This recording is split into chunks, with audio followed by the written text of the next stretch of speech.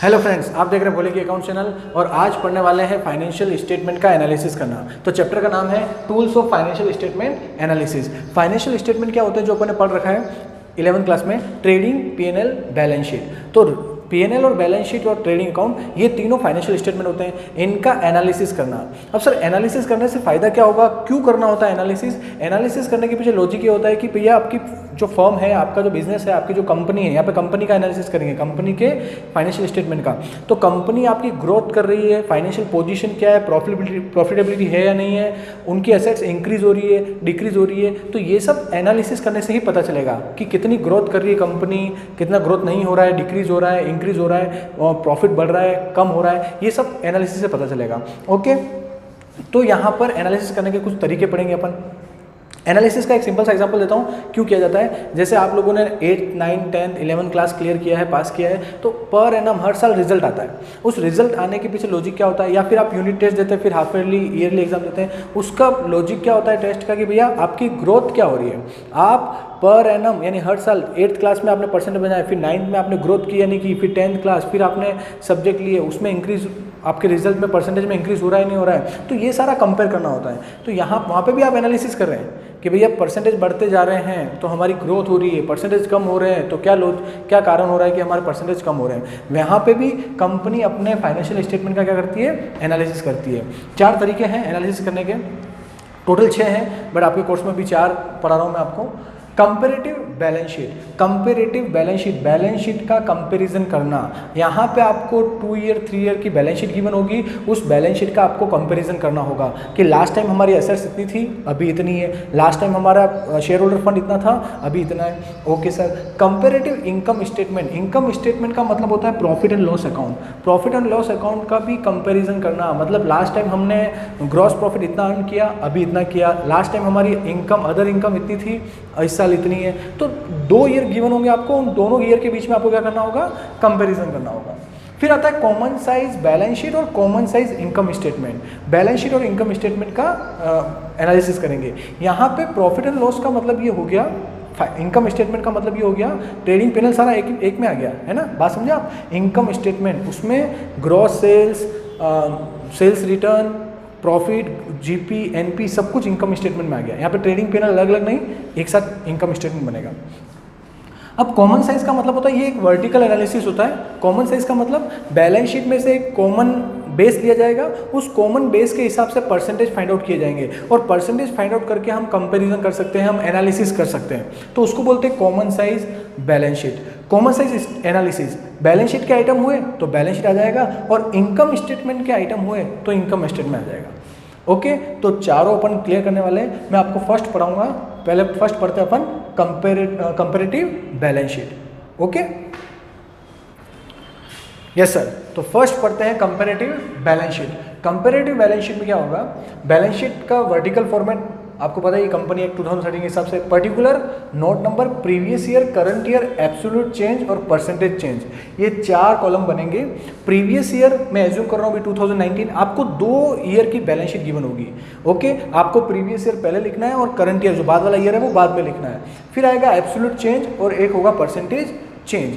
तो balance sheet का format equity and liability, जिसमें share holder fund, share capital, reserve and surplus, फिर non current liability में long term borrowing, long term provision, ये सब कुछ गिवन होगा।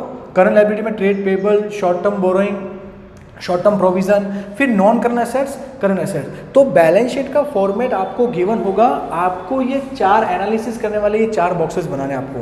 क्लियर? तो आप क्या करेंगे, सबसे पहले 2019 वाली जो दे रखी है बैलेंस शीट के आइटम वो सारे नोट कर लेंगे। इस टाइप से बैलेंस शीट गिवन होगी, वो आप यहाँ पे लिख देंगे।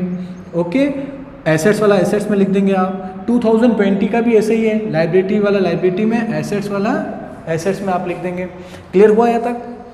अब एब्सोल्यूट चेंज समझना। अब 2019 का जो आप लिख रहे हैं उसको अपन ए नाम दे देते हैं, इस बॉक्स का नाम क्या दे देते हैं, ए, और 2020 वाले को अपन दे देते हैं बी। क्लियर? इसको ए, इसको बी। अब एब्सोल्यूट चेंज को अपन बोल देते हैं सी इज इक्वल टू, ये सी बॉक्स है, बी माइनस ए। क्लियर? बी में जो अमाउंट आएगा उसमें से ए वाला माइनस करना, और last percentage change D is equal to C upon A into 100। C में जो अमाउंट आया अपॉन ए करना, इंटू 100 करना। क्लियर। अब देखो इसका लॉजिक समझते हैं, क्या कंसेप्ट है वो समझते हैं। Share holder fund share capital दे रखी है 1 लाख और 2020 में 1,30,000 पहले 1 लाख थी 1,30,000, ये आपको क्वेश्चन में गिवन होगा। अब बात समझना, एब्सोल्यूट चेंज का मतलब ये होता है कि कितना अमाउंट इंक्रीज हुआ है, कितना अमाउंट डिक्रीज हुआ है।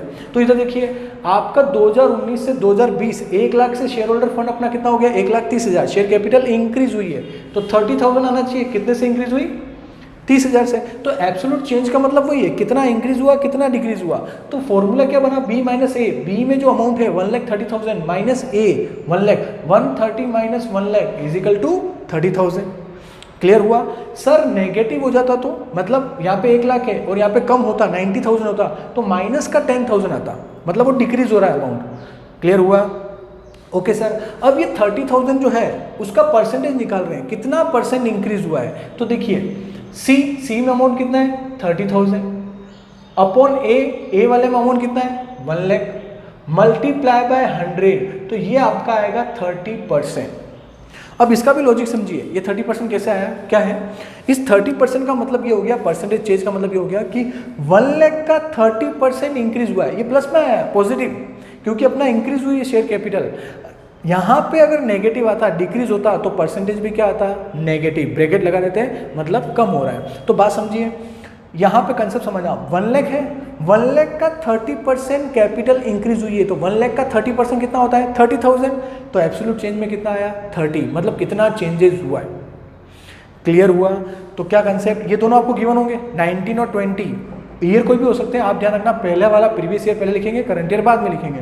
उसमें b माइनस ए 130 में से 1 लाख गया 30,000, फिर C upon A into 100, C में जो अमाउंट आया चेंज में अपॉन ए जो बेस है आपका इंटू 100 करना, कितना परसेंट इंक्रीज हुआ है या डिक्रीज हुआ है वो पता चल जाएगा। क्लियर यहाँ तक। अब मेरी बात समझिए, क्वेश्चन में हो सकता है बहुत सारी चीज़ें गिवन नहीं हो, कुछ मिसिंग वाले पॉइंट्स आपको कराता हूँ मैं।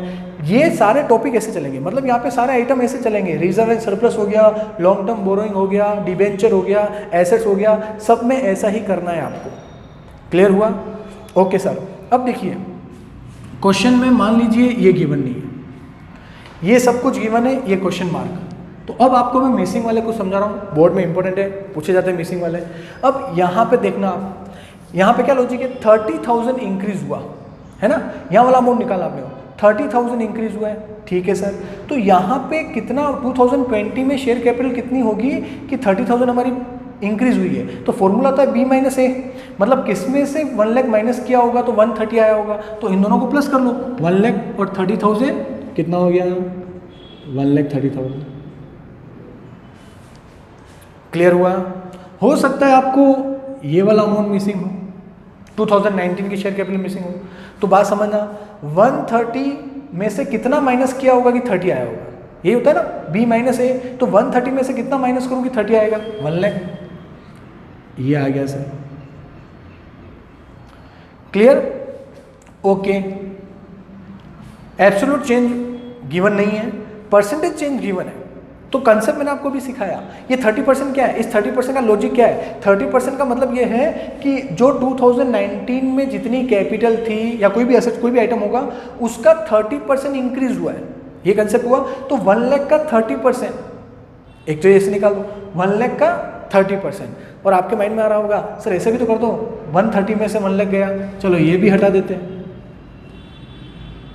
ये भी मिसिंग है, ये दोनों गायब है, बना अच्छा क्वेश्चन, ये दोनों गायब है। अब कैसे फाइंड आउट करेंगे, अब वही तरीका, 1 लाख का 30% इंक्रीज हुआ है, 1 लाख का 30% इंक्रीज हुआ है, तो 1 लाख का 30% कितना होता है 30,000, तो 30,000 एब्सोल्यूट चेंज, 30,000 इंक्रीज हुआ है, तो एब्सोल्यूट चेंज में कितना आएगा 30,000।